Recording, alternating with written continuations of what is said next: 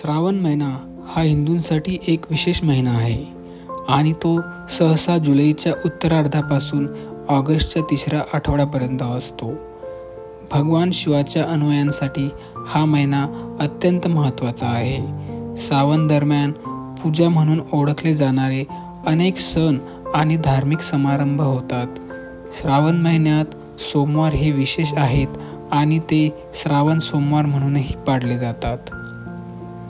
भारतामध्ये श्रावण महिना खूप महत्त्वाचा आहे, कारण जेव्हा नैऋत्य मान्सून वारे येतात त्याच्यामुळे भरपूर पाऊस पडतो. श्रावणात अनेक हिंदू उपवास करतात. ते सोमवारी भगवान शिवाचा आदर करण्यासाठी आणि मंगळवारी देवी पार्वतीची पूजा पण करतात. मित्रांनो, तुम्हाला माहीत आहे का श्रावण महिन्यातील भगवान शंकराबद्दल एक आख्यायिका? तर चला आपण थोडक्यात समजून घेऊया.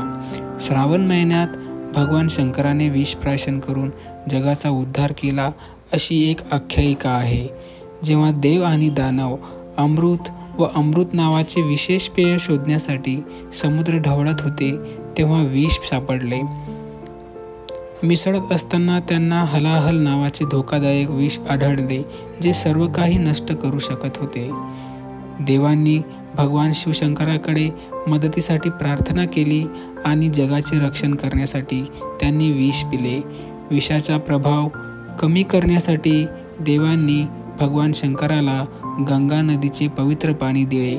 त्यामुळे त्यांचा घसा निळा झाला. म्हणून भगवान शिवशंकरांना नीळकंठही असेही म्हणतात. ही घटना सोमवारी घडली, म्हणून श्रावण महिन्यातील सोमवार याला अधिक महत्त्व आहे. मित्रांनो, आपणही जर श्रावण सोमवार करत असणार तर मी तुमच्यासाठी संस्कृतमधील काही मंत्र आणलेले आहेत. ते आपणांनी पूजा करताना म्हणायचे आहेत. मी ते डिस्क्रिप्शनमध्येही दिलेले आहे, तर तुमच्या स्क्रीनवरही ते दिसतील. तर चला, मी तुम्हाला त्यातील काही मंत्र सांगतो. तर पहिला आहे ओम नमः शिवाय. हा सगळ्यांनाच माहीत असलेला मंत्र आहे. दुसरा आहे ओम शिवायच महागाय. तिसरा मंत्र आहे ओम क्ली नमः शिवाय. आणि चौथा आहे ओम नमो भगवते रुद्राय. तर मित्रांनो, हे मंत्र तुम्ही शिवशंकराची पूजा करताना म्हणायचे आहे आणि तुम्हाला कमीत कमी 108 वेळा आजचा व्हिडिओ कसा वाटला मित्रांनो, हे आपण कमेंट करून लिहायला विसरू नका आणि आमच्या चॅनलला सबस्क्राईब करा. धन्यवाद.